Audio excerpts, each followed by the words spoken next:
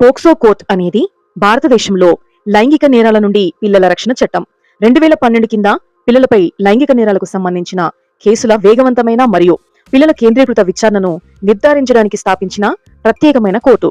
నేరం వెలుగులోనికి వచ్చినప్పటి నుండి 1 సంవత్సరం లోపు విచారణలను పూర్తి చేయడం మరియు పిల్లల సాక్ష్యాలను 30 రోజుల్లోగా నమోదు చేయడం లక్ష్యంగా పెట్టుకోవడం ద్వారా త్వరిత న్యాయం అందించడానికి ఈ కోర్టులు రూపొందించబడ్డాయి. పోక్సో చట్టం వంటి కేసులు మరింత త్వరగా పరిష్కరించడానికి ప్రత్యేకమైన పోక్సో కోర్టులను కలిగి ఉన్న ఫాస్ట్ ట్రాక్ స్పెషల్ కోర్టులను కూడా ఏర్పాటు చేసింది. ఇటీవల బాలికపై అత్యాచారం కేసులో నల్గొండ పోక్సో కోర్టు సంచలన తీర్పు వెలువరించింది. నిందితుడికి 50 ఏళ్ల జైలు శిక్ష విధిస్తూ కోర్టు ఇన్ఛార్జి జడ్జి రోజారామని తీర్పును వెల్లడించారు.